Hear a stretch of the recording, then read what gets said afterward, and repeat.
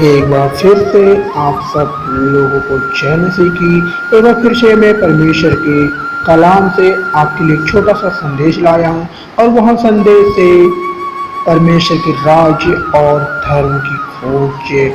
क्योंकि मैंने पिछली वीडियो में बताया था कि मत्ती 6:33 और 34 में कि कल की चिंता मत और कल की चिंता परिणाम कर लेगा और सर्वप्रथम जो करना है परमेश्वर के राज और धर्म की खोज। तो आइए हम देखेंगे कि परमेश्वर का राज और धर्म क्या है। मेरे साथ निकालेंगे पहला राजा की पुस्तक 3 अध्याय 13 और 14 पढ़ेंगे। फिर जो तूने नहीं मांगा अर्थात धन और महिमा वह भी मैं तुझे यहाँ तक देता हूँ कि तेरे जीवन भर कोई राजा तेरे तुल्य न होगा। फिर यदि तू अपने पिता दाऊद के समान मेरे मार्ग में चलता हुआ मेरी विधियों और आज्ञाओं को मानता रहेगा तो मैं तेरी आयु को बढ़ाऊंगा। मेरे भाई और बहनों, यहाँ पे परमेश्वर के वचन हमें बताते हैं कि हमें मसीह यीशु अर्थात यहोवा परमेश्वर पवित्र शास्त्र के कलाम के अनुसार हमें अपने जीवन को व्यतीत करना है। इस पवित्र शास्त्र के अनुसार हमें अपनी दिनचर्या को पूरा करना है, जिससे कि जो हमने मांगने के विचार में सोचा ही नहीं था और परमेश्वर हमें भली भांति जानता कि आने वाले कल के लिए हमें कौन सी वस्तु चाहिए, आने वाले कल के लिए हमारे लिए कौन सी वस्तु लाभदायक, परमेश्वर वह सब जानता है। वो मांगने से भी ज्यादा हमें देता है। इस वचन में 2 पद में परमेश्वर में यही बताते हैं कि यदि जो मेरी इच्छाओं पे मेरी शिक्षाओं को मानते हुए अपने जीवन को व्यतीत करेगा वह उनको यह वस्तु मिल जाएंगी। जो कई बार समझ ही नहीं पाता है बंदा कि मुझे क्या चाहिए, लेकिन परमेश्वर यहोवा जानते हैं कि मेरे बच्चों को क्या चाहिए। लोग आजकल परमेश्वर की आज्ञाओं के विरुद्ध जाके लोग की आयु कम हो रही है, लोगों की उम्र कम हो रही है। वह क्यों है?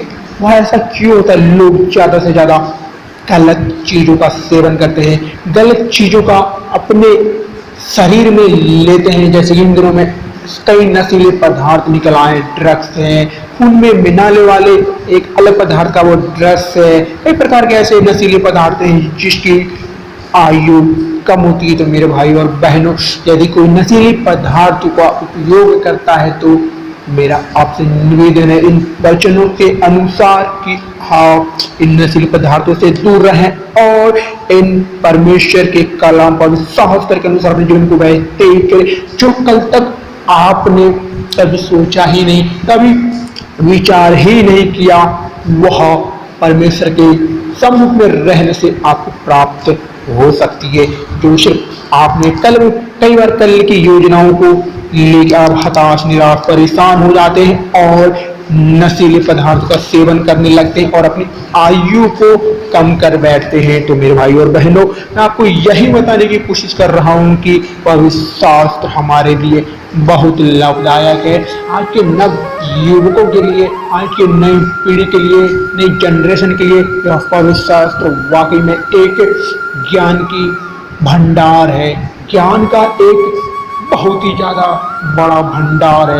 यदि इसका सही उपयोग करने पर, सही अर्थ समझने पर यदि मनुष्य अपने जीवन में लागू करता है, उसके अनुसार जीवन को व्यतीत करता है, तो वह होता है परमेश्वर की ओर से ना खत्म होने वाली आशीष से, ना खत्म होने वाले परमेश्वर का प्यार। तो आइए और हम जानेंगे कि परमेश्वर आगे और किस तरीके से हमें समझाते हैं परमेश्वर का राज्य कहाँ है। भजन संहिता 37:4 यहाँ पे लिखा है, यहोवा को अपने सुख का मूल जान और वह तेरे मनोरथों को पूरा करेगा। यहाँ पे मेरे भाइयों, परमेश्वर का वचन हमें बताता है दाऊद राजा के माध्यम से कि यहोवा परमेश्वर को किन बातों से खुश होता है, किन आचरण से, किन स्वभाव से, किन चाल चलन से यहोवा परमेश्वर खुश होता है। यदि हम उस बात को जान लेते हैं, उस बात को हम पहचान लेते हैं और अपने जीवन में लागू करते हैं, तो परमेश्वर हमारे मनोरथ को अर्थात हमारे मन की बातों को, मन में जो हमने सोचा है, मन में जो करने की ठानी है, परमेश्वर उसे पूरा करेगा।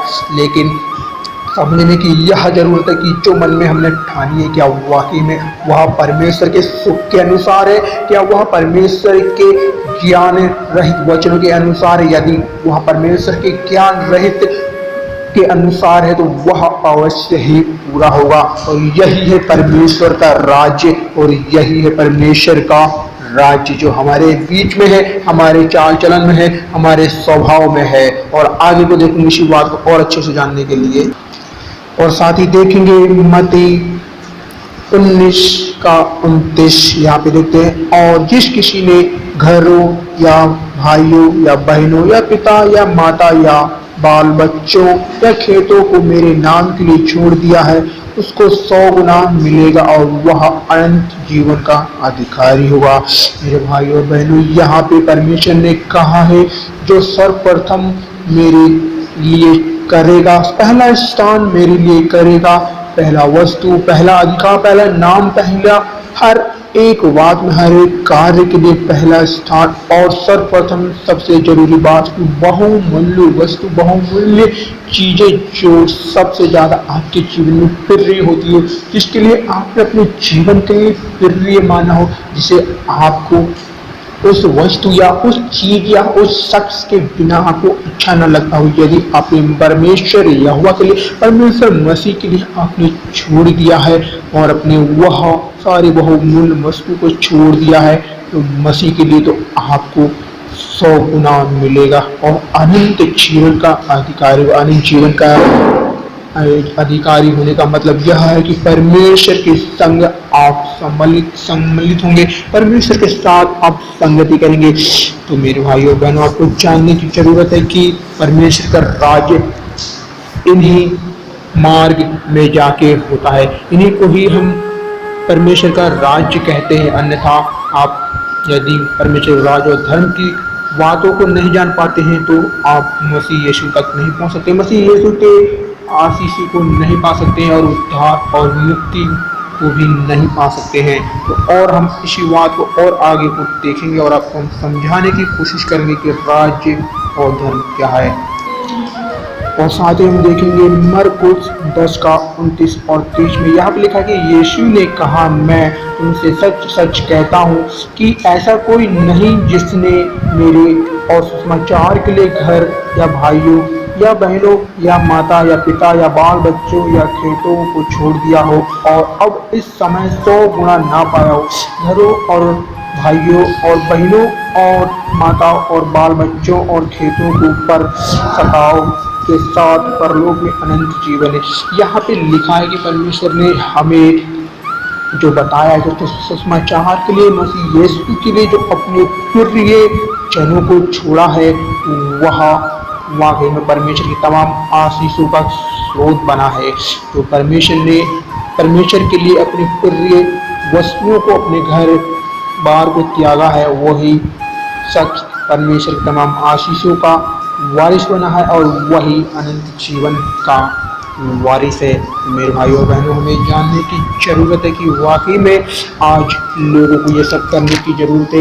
लोगों को यह सब आज परमेश्वर को सर्वप्रथम स्थान देने की जरूरत है।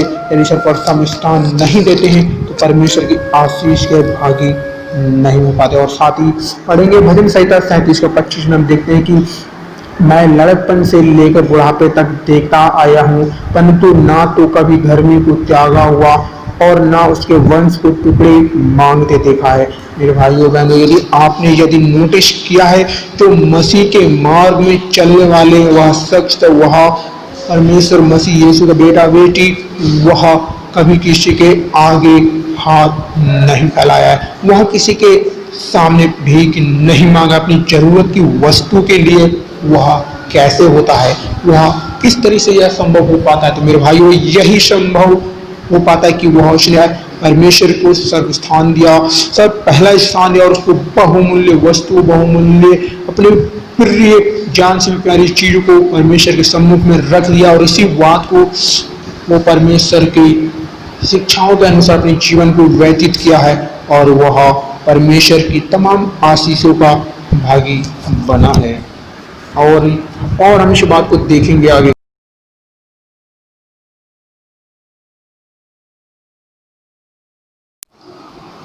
मैंने अभी तक आपको परमेश्वर के राज्य के बारे में बताया, अभी बताएंगे अब हम परमेश्वर के धर्म के बारे में, अर्थात परमेश्वर का धर्म क्या है, मसीह का धर्म क्या है, यहोवा परमेश्वर का धर्म क्या, बाइबल का धर्म क्या है।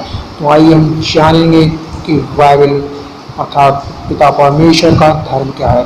ये साथ निकालेंगे रोमियो 14:17 और 18 में। यहाँ पे देखते हैं, क्योंकि परमेश्वर का राज्य खाना पीना नहीं परंतु धर्म और मेल मिलाव और वह आनंद है जो पवित्र आत्मा से होता है। अर्थात यहाँ पे परमेश्वर ने कहा है परमेश्वर का धर्म सिर्फ खाना पीना नहीं है, यहाँ पे परमेश्वर का धर्म है मेल मिलाव और वह आनंद जो पवित्र आत्मा से होता है। आज लोगों में कलीसियाओं में सबसे ज़्यादा यह बहुत ही ज़्यादा भरमार है कि लोग कलीसिया में सिर्फ खाने पीने के लिए आते हैं। जब कोई बड़ी संगति होती है, जब कोई बड़ा कन्वेंशन होता है तो वहाँ पे खाने पीने को लेकर आते हैं, खाने पीने के सोच कर आते हैं, ना कि वहाँ पे मेल मिलाव के लिए, ना कि परमेश्वर के सम्मुख में आनंद के साथ, ना ही पवित्र आत्मा को पाने के लिए।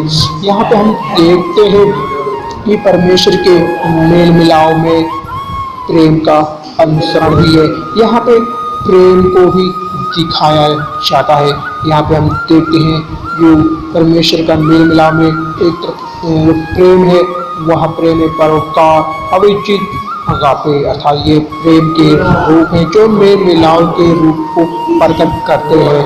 यहाँ पे हम प्रेम के जो बात है वह पहली कुरिन्थी 13:4-7 में यहाँ पे हम प्रेम के बारे में देख सकते हैं। यहाँ पे कम से कम 15 वाक्य है जो प्रेम के गुणों को दिखाता है।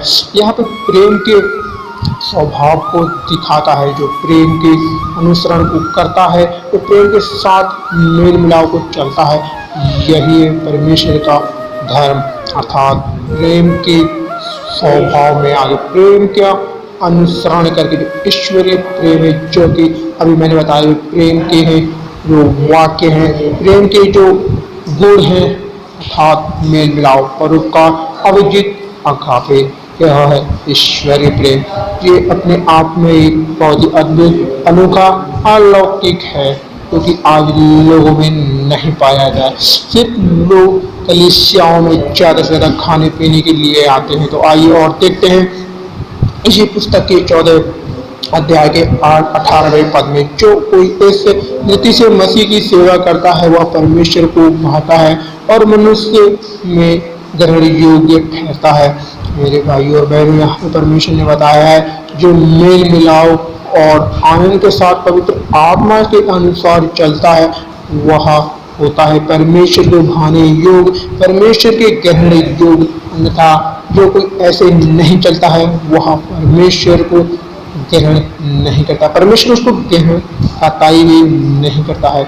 मेरे भाइयों बहनों, आप इस बात को विशेषकर ध्यान दें, खासकर परमेश्वर कलीसिया के लोग जो मेल मिलाव का अनुसरण करें, मेल मिलाव का व्यवहार करें, जो कि हमारे लिए बहुत ही अति आवश्यक है, परमेश्वर को ग्रहण योग्य करने के लिए जरूरी है।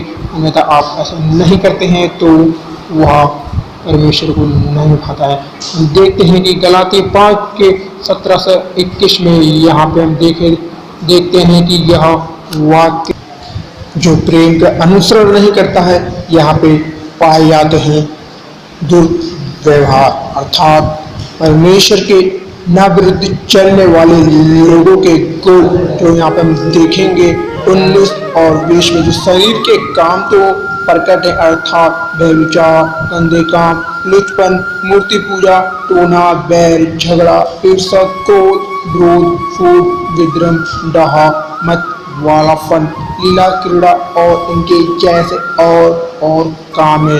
इनके विषय में मैं तुमसे पहले से कह देता हूँ, जैसे पहले कह भी चुका हूँ कि ऐसे ऐसे काम करने वाले परमेश्वर के राज्य के वारिस न होंगे।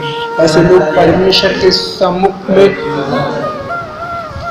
प्रेम के अनुसरण करने वाले के और भी गुण हैं, जो कि उसी पुस्तक के गलाती 5:22 में हम देखते हैं। पर आत्मा का फल प्रेम, आनंद, शांति, धीरज, कृपा, भलाई, विश्वास, नम्रता और संयम है।